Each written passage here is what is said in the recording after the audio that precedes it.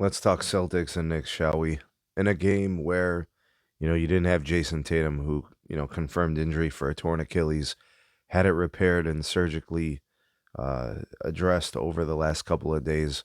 Sad news, of course, but the show must go on, and his team is going to try to carry on to keep the run going here in the playoffs. An opportunity, in my opinion, for Jaylen Brown to show who he is.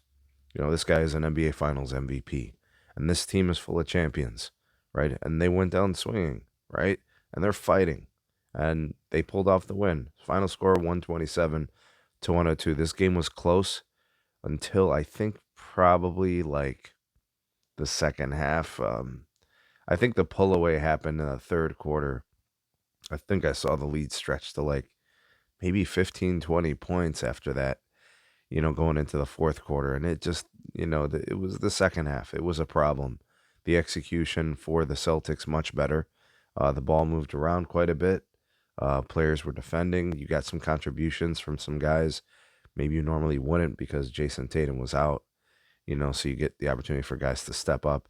And then for the Knicks, I mean, I just saw a couple of crazy things. If you look at the box score, the Celtics shot really, really well. The 3-point shooting, obviously, they're going to take a lot of threes. They took 49. They made 22 of them. They shot 52% from the field, right? Much better than the Knicks. I think the bigger problem for the Knicks is the fact that, not only did the Knicks get out rebounded, and it wasn't a crazy large margin or anything like that, but they did turn over the ball a little bit more than the Celtics.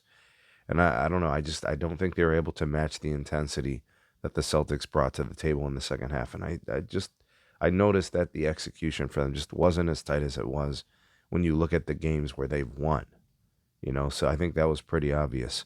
And then for the Celtics, I saw a couple guys step up that, those are like opportunities for them because they normally wouldn't get that run. Like Luke Cornett was very good. He scored 10 points off the bench. That's not typically what you get from him. Peyton Pritchard was really good. He had 17 points.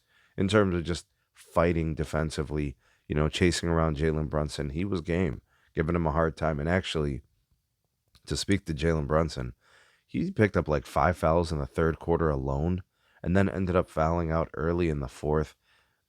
Maybe it was like, if I remember correctly, don't quote me on this, but maybe 7 minutes left in the game. Something outrageous. It was just such an unusual game for him.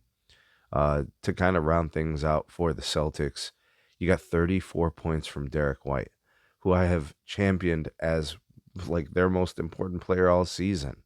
His emergence, his 3-point shooting, 7 of 13, 9 of 11 from free throw. He was aggressive, looking to get involved early, had 3 blocked shots. He was just fantastic. I don't know what's going on with Kristaps Porzingis. The guy has some kind of like a viral infection. He had 1 point in 12 minutes. He has not been able to contribute to this team, and I'm not sure if he's going to at any point through this playoff run.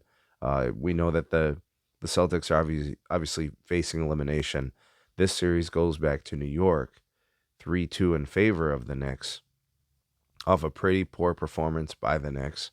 They'll look to close things out. They don't want to go back to Boston, with with a chance for the Celtics to be in it. Brunson was 7 of 17 from the field with 22 points, 6 assists. Josh Hart had a pretty good game. He was active early, 24 points. But you only got 6 from Anunoby, 9 from Bridges. Karl Anthony Towns, kind of, yeah, he was good from the free throw line. He was aggressive getting to the line, 19 points. And then 11 from Miles McBride. It just wasn't a good game for the Knicks. The Celtics did definitely execute. So I want to give the Celtics the credit. Knicks weren't able to match their intensity. This series, now 3-2 in favor of the Knicks, goes to New York for an opportunity for the Knicks to close it out. How'd you guys see this game, and what do you think moving forward? Can the Celtics find a way to pull off the Game 6 win and force a Game 7 in Boston? I'll tell you this, guys. If Boston gets a chance in Boston for a Game 7, I would take them in that game. I don't think the Knicks are going to beat them there. I think the Knicks have to win Game 6. Just my prediction. What's yours? Let me know. Drop me some comments. Like, share, and subscribe. Check out some more of our videos. We'll see you guys on the next one.